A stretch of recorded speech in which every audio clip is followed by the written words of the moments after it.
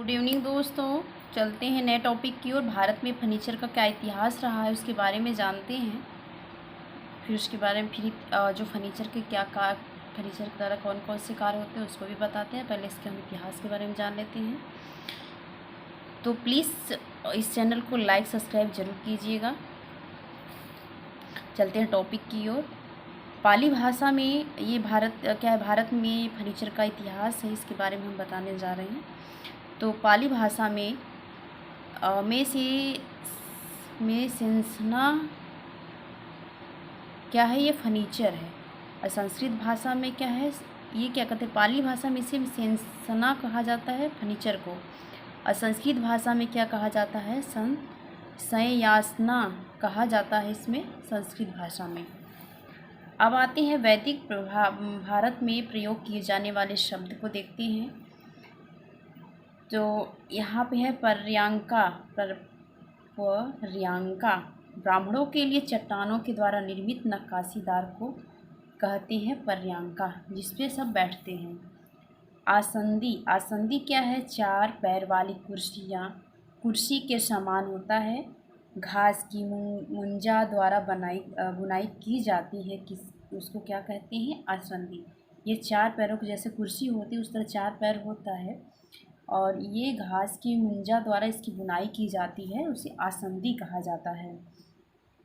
ये प्रोस्था क्या है, तो बिना हत्थे का फर्नीचर था जो बैठने के लिए प्रयोग किया जाता था।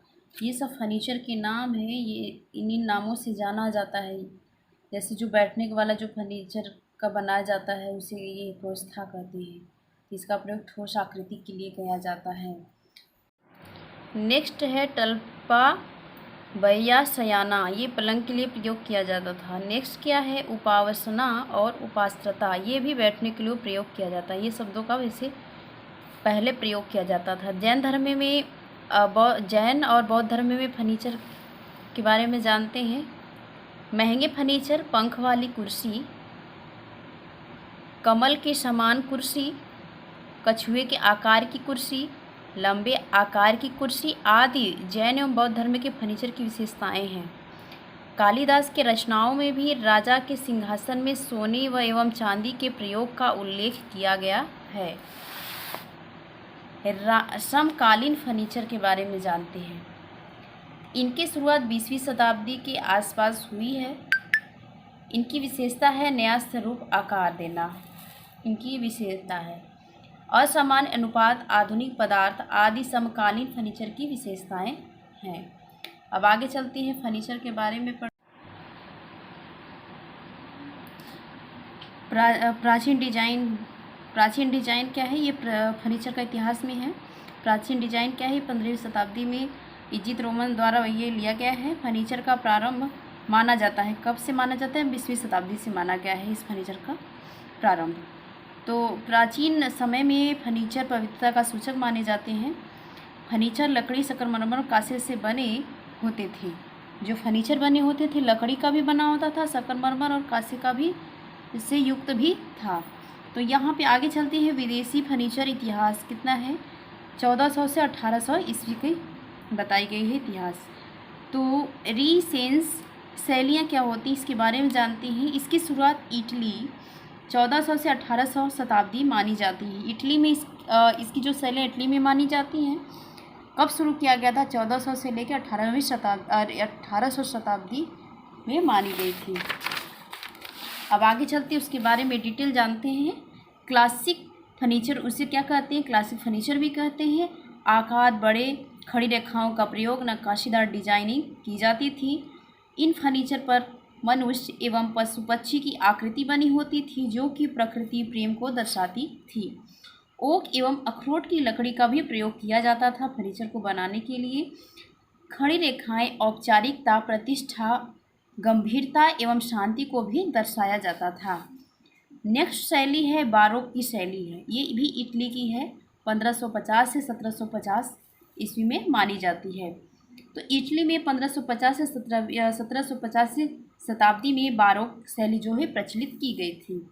अलमारी, पलंग, मेज, कुर्सी आदि का निर्माण बारोक शैली में औपचारिकता का प्रदर्शन करते थे। नेक्स्ट है फर्नीचर सुनहरे एवं लाल रंग का प्रयोग किया जाता है। फर्नीचर में सुनहरे रंग और लाल रंग का भी प्रयोग किया जाता था। इसकी जो कलाकृति थी, नक्काशी का प्रयोग किया, मतलब कलाकृति नक्काशीदार क्या है फर्नीचर बनाया जाता था। कोरोको शैली क्या है, 1715 से लेके 1775 में चला था फ्रांस में। इसका संबंध फ्रांस से 1715 से 1775 के बीच की शैली प्रचलित थी। इस शैली के फर्नीचर छोटे तथा बिना कोणीय रेखाओं के, जैसे जिस रेखाओं में कोण ना बने, बिना कोणीय रेखाओं के हुआ करते थे। और इसमें क्या प्राकृतिक चित्र प्रदर्शन हल्के एवं कोमल रंग का प्रयोग किया जाता था। अखरोट महोगनी रोजवुड आदि लकड़ी का प्रयोग किया जाता था फर्नीचर बनाने में। तो किस शताब्दी में था, किस शैली में था, तो रोकोको शैली का प्रयोग किया गया है। रोकोको शैली में प्रयोग किया गया है। ये फर्नीचर औपचारिकता, विलासिता और आराम को प्रदर्शित करते थे। अब आते हैं, चौथा है नियो क्लासिक शैली। ये क्या है, 1775 से 1800 ईस्वी तक फ्रांस में चला था। इसका संबंध फ्रांस में 1775 से 1800 के बीच में माना जाता है। इसमें छोटी एवं बड़ी रेखा का प्रयोग किया गया था। लकड़ी महोगनी का प्रयोग फर्नीचर के गद्दियों में सूती एवं सिल्क के तंतु का प्रयोग, जैसे जो लकड़ी था वो महोगनी का था, फर्नीचर बनाने में प्रयोग किया जाता था। तो जो उसकी गद्दियाँ बनती थी कुर्सियों का, तो वो सूती एवं सिल्क कपड़े से भी बनाया जाता था, तंतु से, फाइबर से। और यह नाजुक रंग, कोमलता एवं आराम के भाव को प्रदर्शित करते थे। अब देखते हैं फर्नीचर की परिभाषा। फर्नीचर की परिभाषा में क्या बताया गया है, ऐसी सभी वस्तुएं जिन्हें हम बैठने, सोने, पढ़ने, लिखने एवं संग्रह हेतु उपयोग में लाते उन्हें फर्नीचर कहा जाता है। जैसे जिन वस्तुओं का प्रयोग हम अपनी दिनचर्या में प्रयोग करते हैं, जैसे पढ़ने के लिए, लिखने के लिए, काम कर, जैसे सोना है, बैठना है, तो सोने जो बेड पे ही सोते हैं हम लोग, बैठते तो कुर्सी पे बैठते हैं, लिखने काम होता है तो बोर्ड पे या मेज पे रख के लिखते थे। सारे क्या है वस्तुएं किसकी बनी होती थी, फर्नीचर की बनी होती हैं। तो लाते ही उसे फर्नीचर कहा जाता है। फर्नीचर से तात्पर्य है लकड़ी, धातु या अन्य पदार्थों, जैसे मेज है, कुर्सी है, टेबल है, चारपाई है, अलमारी है, सोकेरा है, रैक है आदि है। तो ये सब फर्नीचर से बनाए गए फर्नीचर घर की क्रियाशीलता को बढ़ाता है, घर को सुविधाजनक बनाता है, सज्जा प्रदान करता है, मतलब देखने में सुंदरता भी प्रदान करता है, और व्यक्तियों को क्या करती है, सुविधाएं प्रदान करती है। फर्नीचर के द्वारा जो वस्तुएं बन जाती थी उससे सुविधा मिलती थी। और क्या होता है, घर का और हर कार्य को क्या क्रियाशील बनाया जा सकता है। अब आगे चलते हैं, फर्नीचर क्या है, टाइप देखते हैं। तो फर्नीचर के अंतर्गत क्या क्या आता है आती है उसे देखते हैं। तो लकड़ी आती है। फर्नीचर क्या है, फर्नीचर के अंतर्गत लकड़ी है, प्लास्टिक है, कांच है, धातु, बेंत है। तो ये सब फर्नीचर में प्रयोग किए जाने वाले वस्तुएं के नाम हैं। और महत्व क्या है, तो इसके फर्नीचर के महत्व के बारे में जानते हैं, क्या क्या महत्व को बताया गया है। तो जीवन को सुविधाजनक बनाती है। फर्नीचर क्या करती है, जीवन को सुविधाजनक बनाती है, घर को सजाने के काम में आता है, और जो संग्रह के लिए किया जाता है, जैसे वस्तुओं को इकट्ठा रखने के लिए भी किया जाता है। शक्ति एवं श्रम की बचत, समय की बचत होती है। अगर सभी वस्तुओं को इकट्ठा रखा जाता है तो हमारे समय और शक्ति की बचत होती है। सुरक्षा के दृष्टिकोण से, जैसे कि और हमारे जो भी वस्तुएं होंगी वो सुरक्षित पड़ी रहेंगी। और क्रियाशीलता को बढ़ाता है और कार्य करने की गति को बढ़ाता है।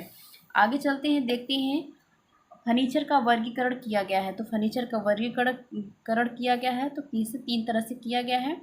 सजावट की शैली के आधार पर, प्रयोग की जाने वाली वस्तुओं के आधार पर, कीमत के आधार पर वर्गीकरण 3 प्रकार से किया गया है। सजावट की शैली के आधार पर, प्रयोग की जाने वाली वस्तु के आधार पर, कीमत के आधार पर।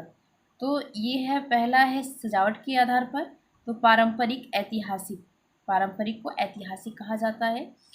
मतलब दोनों के नाम से, चाहे पारंपरिक कहिए चाहे ऐतिहासिक कहिए, इसमें दोनों आएंगे, पारंपरिक भी है, ट्रेडिशनल भी आएगा और ऐतिहासिक आएगा। तो आपका है देसी शैली है, फिर आधुनिक शैली है। ये तीनों शैली, जैसे पहले का जो है ट्रेडिशनल शैली है, दोनों का एक ही है, और ये देसी शैली और आधुनिक शैली है। तो प्रयोग की जाने वाली वस्तु के आधार पर हम देखते हैं तो लकड़ी है, प्लास्टिक है, कांच है, लोहा है, कीमत के आधार पर निम्न मध्यम ये तीनों को एक श्रेणी में, तीनों श्रेणी में बांटा गया है। तो लकड़ी का क्या कैसे कीमत है उसका एक आधार दिया गया है। अब चलते हैं सजावट के आधार पर शैली को देखते हैं। पारंपरिक या ऐतिहासिक शैली कह सकते हैं, जिसे ट्रेडिशनल कहा जाता है, ट्रेडिशनल शैली है। इन्हें रीतिकालीन फर्नीचर कहा जाता है। पुराने मकान, संग्रहालय आदि में ऐतिहासिक फर्नीचर देखने को मिलता है। जैसे पुराने घर होते हैं तो उनमें जो फर्नीचर का काम किया गया है, तो उनमें हम पुराने जो ट्रेडिशनल फर्नीचर का कार्य है, डिजाइनिंग, उसे हमें देखने को मिलता है। तो परंपरागत फर्नीचर आकार में बड़े होते हैं तथा नक्काशीदार। पहले के जो परंपरागत जो फर्नीचर बनाए गए हैं उसमें नक्काशी और डिजाइनिंग बहुत अच्छी की गई है। अब आते हैं देसी स्टाइल में। तो देसी स्टाइल को देखते हैं तो क्या है, ग्रामीण क्षेत्रों में देसी शैली के फर्नीचर का प्रयोग अधिक होता है। ग्रामीणों में क्या होता है, देसी शैलियों का प्रयोग फर्नीचर के द्वारा किया जाता है। यह आरामदायक, औपचारिक एवं आकार में छोटे होते हैं। आधुनिक शैली में मॉडर्न स्टाइल क्या होता है, तो प्लास्टिक, फाइबर, स्टील, फोम, बेंत आदि पदार्थों से आधुनिक शैली का फर्नीचर बनाए जाते हैं।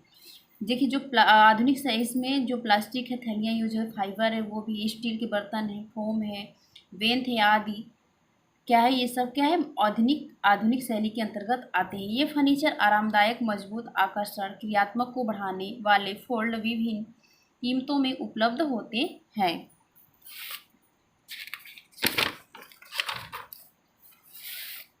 अब देखते हैं दूसरा, कीमत के आधार पर।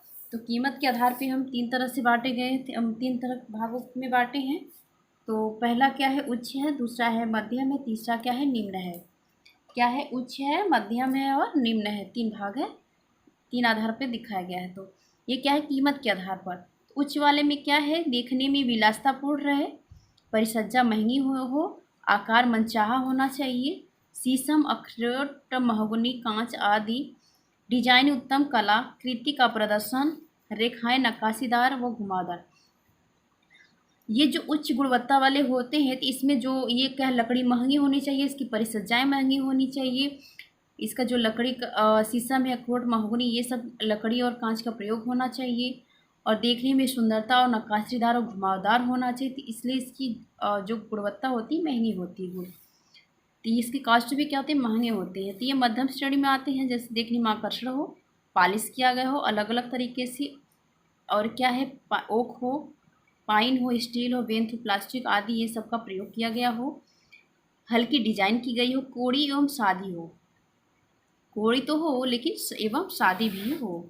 और निम्न क्या है, सादे हैं, नहीं होते औसत में, और क्या है, लोहे व शार्टी लकड़ियाँ, जैसे इसमें सादे डिजाइन की जाए, एक औसत आकार में होनी चाहिए, लोहे लकड़ियों का प्रयोग किया जाना चाहिए, लोहे व सादी लकड़ियों का प्रयोग किया गया है इसमें, और सब सादी का है। तो इसमें ये निम्न क्वालिटी में आता है। अभी है वस्तु के आधार पर। तो ये वस्तु के आधार पर दिखाया गया, जब लकड़ी इस तरह सर्कल में काटा जाता है तो इस लकड़ी के सर्कल को काटने के बाद इस तरह देखेंगे, एक एक लेयर बना हुआ तो इस तरह भाग गोला गोला दिखाई देता है। तो जो अंदर वाला भाग है ये मोस्ट इम्पॉर्टेंट, कहते हैं पीठ कहा जाता है, पीठ कहा जाता है, और इसे हार्डवुड कहा जाता है सेकेंड वाले पार्ट को। और यहाँ पे आपका आएगा ये तीसरा वाला, यहाँ पे जो बाहरी भाग है ये है बार्क है, और आपका ये जो दूसरा भाग है, ये है कॉम्बियम बना है, और ये आपका तीसरा है जो ये बना है सैप वुड में, ये तीसरा जाएगा, ये क्या है, सैप वुड है। तो लकड़ी में सेलुलोज की प्रधानता होती है, क्या होता है, लकड़ी में भी सेलुलोज पाया जाता है। देखिए इस तरह लकड़ी को काटने में छोटे छोटे इस तरह डिजाइन भी दिखते हैं, जिससे कहते हैं, इसे ग्रेन कहते हैं। कटी हुई लकड़ी के गोले भाग वाले डिजाइन को क्या कहा जाता है, जैसे कटे हुए गोले भाग जो सर्कल में होते हैं, इस तरह जो डिजाइन दिखते हैं तो उसे क्या कहते हैं, ग्रेन कहलाता है। वो क्या कहलाता है, वो ग्रेन कहलाता है। पेड़ की वृद्धि के साथ नया तंतु विकसित होता है, जिसके फल स्वरूप लकड़ी में ग्रेन का विकास होता है।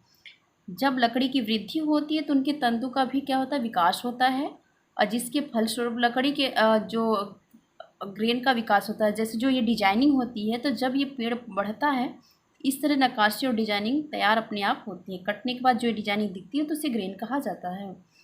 वृक्ष में अनेक प्रकार के तंतु पाए जाते हैं। वृक्ष में अनेक प्रकार के तंतु पाए जाते हैं जो कि उसके स्पर्शी गुण को प्रभावित करता है। जब उसको टच करने पर जो स्पर्श करने जो महसूस होता है उसके गुण को ये क्या करता है, प्रभावित करता है। मैपल वृक्ष, ये फाइन ग्रेन आते हैं। यहाँ पे देखते हैं फर्नीचर के लिए लकड़ी, फर्नीचर के लिए लकड़ी। तो वनस्पति जन्य क्या है, विभिन्नता दो प्रकार से है। तो कठोर लकड़ी है और नर्म लकड़ी है। और वनस्पति जन्य के आधार पर देखा जाए तो दो प्रकार से, कठोर जन्य और नर्म, अरे कठोर और नर्म है। तो कठोर में क्या है, इसकी पत्ती चौड़ी व चपटी होती हैं, समय अनुसार पत्तियां गिर जाती हैं।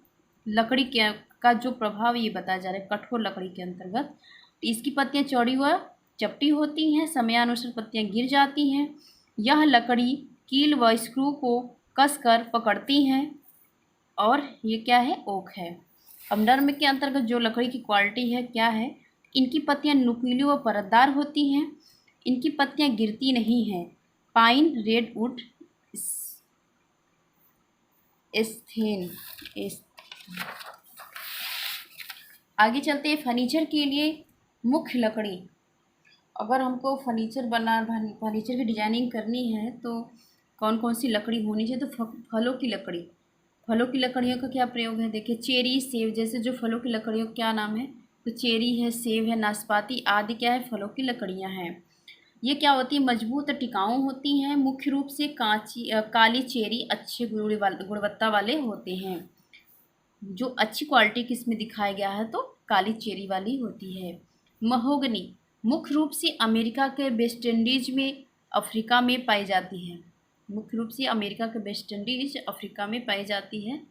क्या है, महोगनी है। महोगनी परिसज्जा उत्तम किस्म की, उसकी यह महोगनी परिसज्जा उत्तम किस्म की, इसके फर्नीचर बहुत ही सुंदर मजबूत होते हैं। इसमें ग्रेन वाले होते हैं, जो ग्रेन वाले होते हैं ये महोगनी में पाया जाता है। जो ग्रेन की डिजाइनिंग दिखाए हैं इसके ऊपर, यह गहरे लाल या हरे भूरे रंग के होते हैं। एस क्या होता है, इसका वैज्ञानिक नाम क्या है, फ्लैक्सीनेस, क्या है, फ्लैक्सीनेस है इसका एस का वैज्ञानिक नाम। सफ़ेद एस की लकड़ी सुंदर, मजबूत व टिकाऊ होने का, जो सफ़ेद एस की लकड़ी होती है वह मजबूत और टिकाऊ होता है। लकड़ी की क्वालिटी पहचानने के लिए होती है, वो क्या हो, सफ़ेद हो और सुंदर मजबूत होती है। एस की लकड़ी फ्रेम और फोटो फ्रेम के पीछे के भाग बनाए जाते हैं। एस की लकड़ी से क्या बनाए जाते हैं, फ्रेम तैयार किया जाता है, और फ्रेम के पीछे जो फोटो फ्रेम का जो बॉर्डर होता है उसे भी बनाया जाता है। और जो पीछे भी लकड़ी लगती है वो भी क्या होते हैं, एस की लकड़ी होती है। बिर्च क्या होता है, इसका वैज्ञानिक नाम है बेतुला है। बेतुला फर्नीचर के मुख्य भाग में प्रयोग किया जाता है। इसके द्वारा चौखट, जो लकड़ी बनाई जाती है इसके द्वारा चौखट, प्लाईवुड, कम कीमत के दरवाजे आदि बनाए जाते हैं। बिर्च जो है ये वैज्ञानिक नाम है, और जो इसकी जो डिजाइनिंग की जाती है इस फर्नीचर के द्वारा, तो कौन सी डिजाइनिंग, चौखट बनाई जाती है, दरवाजे बनाए जाती हैं। और इसका जो रंग होता है सुनहरा और भूरा रंग का होता है। ये बिर्च एक लकड़ी का नाम है, और जो ये इसके वैज्ञानिक नाम क्या है, बेतुला। अब आगे चलते हैं, ब्लीच द्वारा इससे क्या किया जाता है, ब्लीच द्वारा परिवर्तन किया जा सकता है। आते हैं गोंद क्या है, लाल गोंद का लकड़ी प्रयोग फर्नीचर के लिए किया जाता है। लाल रंग की जो लकड़ी का प्रयोग लाल गोंद का जो लकड़ी होता है इसका प्रयोग फर्नीचर के लिए किया जाता है। लकड़ी पर ठीक उपचार ना करने पर कुछ समय बाद लकड़ी या फर्नीचर के ऐंठन आ जाती है, वह दरार आ जाती है। इसकी देखभाल की आवश्यकता अधिक पड़ती है, और लकड़ियों की अपेक्षा यह सस्ती है एवं बाजार में आसानी से उपलब्ध होती है। मुख्य रूप से इसका प्रयोग फ्रेम बनाने में किया जाता है। मेपल क्या है, अमेरिका में ज़्यादा पाई जाती है। यह लकड़ी कड़ी, घनेदार व मजबूत होती है। इस पर परिसज्जा आसानी से की जा सकती है। साधारणतः भूरा व लाल रंग लिए होता है। पश्चिम अमेरिका में फर्नीचर के लिए अधिक प्रयोग किया जाता है। ओक उत्तरी अमेरिका, एशिया, यूरोप में इसकी कई जातियां पाई जाती हैं। लाल व सफ़ेद ओक सर्वश्रेष्ठ होता है। सर्वश्रेष्ठ के लिए कौन सा रंग देखा जाता है? लाल और सफ़ेद क्या होता है? सर्वश्रेष्ठ माना जाता है। अब आगे आते हैं, परिसज्जा के लिए लकड़ी अति उत्तम होती है, मजबूत और टिकाऊ होता है। रोजवुड यह कैसा होता है, इसके बारे में जानते हैं। यह हल्के लाल व भूरे रंग की होती है। भारत और ब्राज़ील में आसानी से उपलब्ध होती है। इस पर परिसज्जा व पॉलिश काफ़ी अच्छे से होती है। फर्नीचर व पैनल बनाने में इसका प्रयोग किया जाता है। तो लकड़ी का जो पैनल बनाया जाता है, इस तरह फ्रेम किया जाता है। पाइन क्या है? पाइन नर्म लकड़ी होती है। ये लकड़ी का नाम है जो बहुत नर्म होती है। इसका प्रयोग बिना परिसज्जा के अलमारी आदि बनाने में किया जाता है। टीक लकड़ी क्या होता है? टीक लकड़ी ग्रेन घनी, टिकाऊ, मध्यम रूप से कड़ी लकड़ी होती है, बहुत ठोस होती है। वर्तमान समय में काफ़ी प्रयोग किया जा रहा है। इसमें धारियाँ महीन काली रंग पाई जाती हैं। जो इनके अंदर धारियाँ पाई जाती काले रंग की और महीन पाई जाती हैं। यह ज़्यादातर हरे भूरे रंग की होती हैं और ये कहाँ देखने को मिल जाता है? भारत और बर्मा क्षेत्र में पाई जाती हैं। अब आते हैं अखरोट। जो अखरोट के बारे में देखते हैं, इसकी जो लकड़ियाँ होती हैं, इसका प्रयोग फर्नीचर एवं हार की आंतरिक सज्जा के लिए प्रयोग किया जाता है। इसका प्रयोग काफ़ी प्राचीन समय से होता रहा है। यह काफ़ी महंगी, लहरदार, सुंदरता और मजबूत होती हैं। यह मौसम के प्रभाव से ऐंठती नहीं है और तैली परिसज्जा इसमें परिसज्जा आसानी से की जा सकती है। जो ऑयली परिसज्जा होती है, इसमें आसानी से की जा सकती है। इस लकड़ी पर अच्छे से पॉलिश दिखता है। आगे चलते हैं, फर्नीचर विशिष्ट शब्दावली। तो सॉलिड वुड क्या होता है, इसके बारे में जान लेते हैं। लकड़ी से बने जो फर्नीचर होते हैं, उसके ऊपरी भाग को सॉलिड वुड कहा जाता है। कोई भी जो फर्नीचर का काम किया गया है, उसके ऊपर का जो भाग है, उसे सॉलिड वुड कहा जाता है। वेनीर क्या होता है? लकड़ियों की पहली पपड़ी बनाई जाती है। लेमिनेटेड क्या होता है? लकड़ियों की ग्रेन रैक की दिशा में दिखाई दे ऐसा फिक्स करें। पार्टिकल बोर्ड क्या होता है? लकड़ी के छोटे छोटे टुकड़ों से छीलन व पपड़ी आदि को गर्मताप पर एक बोर्ड के आकार में ढालना। अब आगे चलते हैं, कॉम्बिनेशन बोर्ड क्या होता है? फर्नीचर की ऊपरी परत या भाग एक से अधिक प्रकार की लकड़ी का प्रयोग करना कॉम्बिनेशन बोर्ड कहलाता है। वेंत क्या होता है? यह एक काफ़ी प्रचलित, वजन में हल्का एवं सुंदर डिजाइनों में उपलब्ध है। यह मजबूत होता है किंतु महंगा अधिक होता है। देख रेख में सावधानी बरतनी पड़ती है। अब आगे चलते हैं, कांच क्या है? इसे कहते हैं ग्लास। मेज, डाइनिंग टेबल, शोकेरा, दरवाजे, लकड़ी आदि कांच के द्वारा बनाए जाते हैं। कांच के द्वारा क्या क्या बनाए जाते हैं? टेबल पे भी कांच लगती है, डाइनिंग टेबल पे भी, शोकेरा पे भी, दरवाजे खिड़कियों पे भी लगते हैं। यह देखने में सुंदर होते हैं किंतु क्षतिग्रस्त जल्दी हो जाते हैं। इनकी देखरेख में अधिक सावधानी बरतनी पड़ती है। स्पर्श करने पर कोमल चिकनेपन का एहसास दिलाते हैं। वह आसानी से साफ हो जाते हैं। जो कांच होता है, जैसा कि आप लोग पारदर्शिता होता है इसमें, तो छूने में क्या होता है? कोमलपन और एहसास होते हैं, चिकने भी होते हैं। और इस क्या कांच से मुझे सावधानी बरतना चाहिए, नहीं जैसे कि इस पर कोई तेज़ी से सामान या वस्तु रख दिया जाए तो वो भी टूटने का डर रहता है या गिर जाने से टूटने का भी डर रहता है। प्लास्टिक के बारे में जानते हैं। प्लास्टिक से बने फर्नीचर कड़े, टिकाऊ, हल्के, पोंत में रुचिप्रद, आसान देखभाल व सस्ते होते हैं। लेमिनेटेड सतह के कारण इसका प्रयोग अधिक किया जाता है क्योंकि यह आर्द्रता को दूर करता है। यह नमी को प्लास्टिक दूर करता है, इसलिए लिमिटेड सतह के कारण इनका प्रयोग किया जाता है। क्या है ये? धातु मेटल पे चलते हैं। पीतल, लोहे, स्टील, एल्युमिनियम, इसका प्रयोग फर्नीचर के रूप में किया जाता है। पीतल का, लोहे, स्टील, एल्युमिनियम का भी प्रयोग क्या होता है? फर्नीचर में किया जाता है। फर्नीचर में पांव, फ्रेम, पट्टियां धातु द्वारा बनाई जाती हैं। इसके द्वारा अलमारी, पलंग, कुर्सी, सोफे आदि बनाए जाते हैं। धातु के फर्नीचर मजबूत, टिकाऊ, मनचाहे आकार आदि में बनाए जा सकते हैं। धातु के फर्नीचर पर अग्नि एवं पानी का ज़्यादा असर नहीं पड़ता है। किस धातु पे? या धातु से जो बने चीज़ें होते हैं, जैसे पीतल है, लोहा, स्टील है, एल्युमिनियम, इससे जो बने फर्नीचर होते हैं, इस पे पानी और अग्नि का कोई भी प्रभाव नहीं पड़ता है। आगे चलते हैं। एल्युमिनियम का बाह्य प्रयोग वर्तमान में बहुत प्रचलित है। एल्युमिनियम का जो अब इस समय बहुत ज़्यादा प्रचलित हो गया इसका प्रयोग, जो इसकी डिजाइनिंग है। अब आते हैं केस गुड्स में क्या होता है। नोट में देखते हैं, लकड़ी का वह फर्नीचर जिसमें कोई भी कवर न लगा हो, जैसे पलंग, फ्रेम, कुर्सी, स्टूल व बाहरी भाग कठोर भाग है। तो ऐसे फ्रेम होना चाहिए जिस पे क्या हो, कवर ना लगा हो, जैसे हो गया पलंग हो गया, मेज हो, कुर्सी हो गया, स्टूल का बाहरी भाग हो गया। अब आगे चलते हैं। अब होल्ट्रेट फर्नीचर।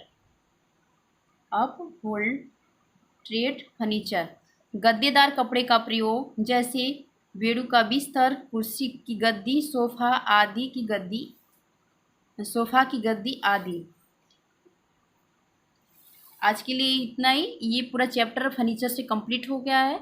इसमें इतिहास भी बताया गया है और कितने टाइप है, इसके कारण, इनके महत्व है और किन किन धातुओं से मिलकर ये मतलब फर्नीचर में किन किन धातुओं का प्रयोग किया गया है, तो सभी को इसमें बता दिया गया है इस वीडियो में।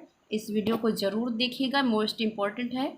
सिलेबस के अकॉर्डिंग ये वीडियो बनाया गया है, तो आप लोग इसे ज़रूर देखिए। प्लीज़ लाइक सब्सक्राइब ज़रूर कीजिएगा। धन्यवाद।